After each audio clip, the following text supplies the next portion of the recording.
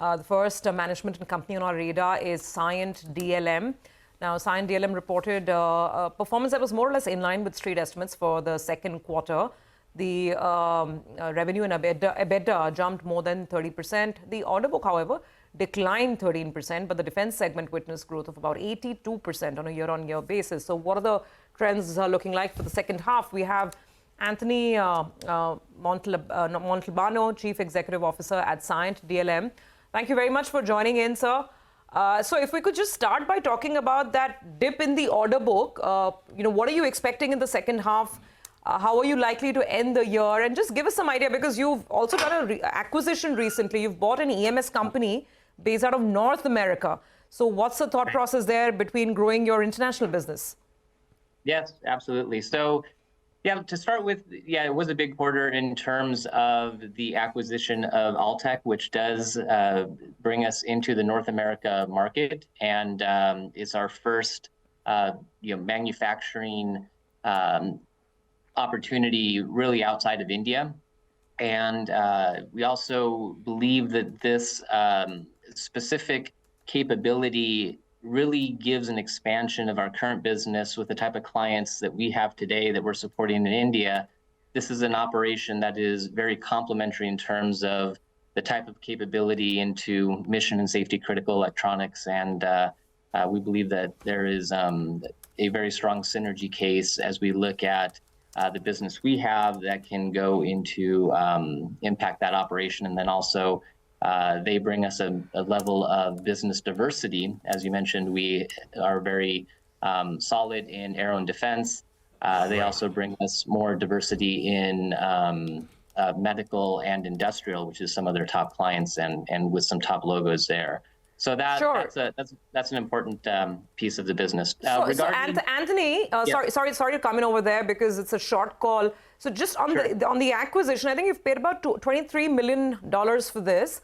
What is the expectation in terms of synergies with respect to revenue? What is the current revenue size of this company? Is it profitable? And by when will that start reflecting in your numbers?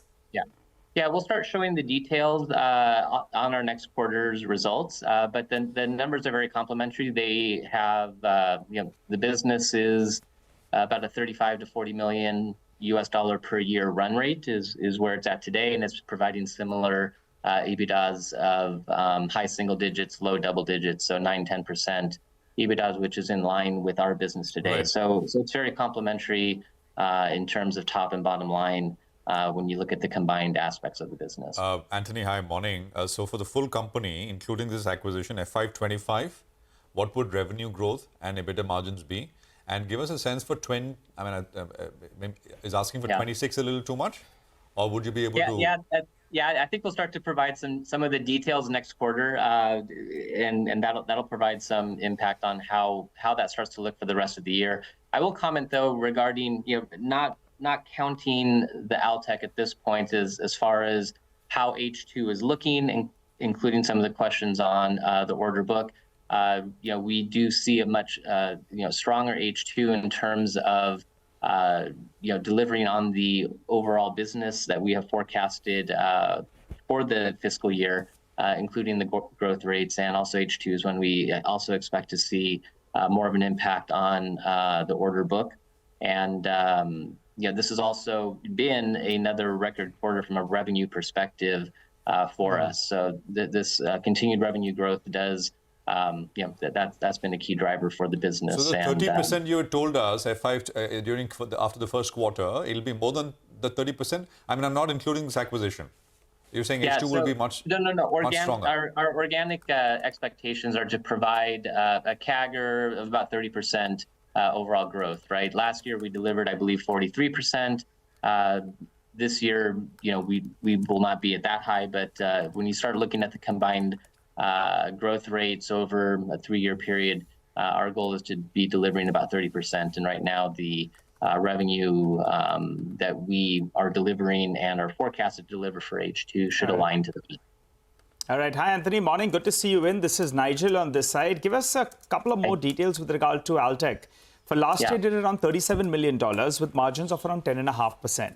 Say if you have to give us a 3-year time horizon, where do you see this number headed? From around 37 million since The targeted market is high. There's a big opportunity out there as well.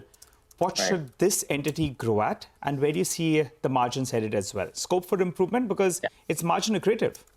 Yes, no, it absolutely is. What I will comment is that we believe the specific addition will be complementary to our business overall. So, the growth rates that we have set for Cyient DLM are, we feel are pretty solid. And then when you also look globally, you want to give us a number, Anthony? You want to give us a number from 37 million? Say in the next 3 years, do you see it go to that vicinity of around $60 million? Is that a possibility?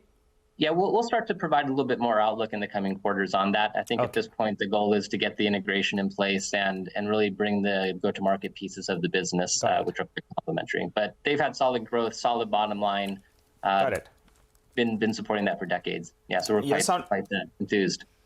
You're sounding quite confident both on the organic and the inorganic side, but from a stock market perspective, the street would like to know what's the promoter's view on the company as well, because they had sold some stake, 14% stake in the month of August itself, and they bought their stake down from 66% to 52%.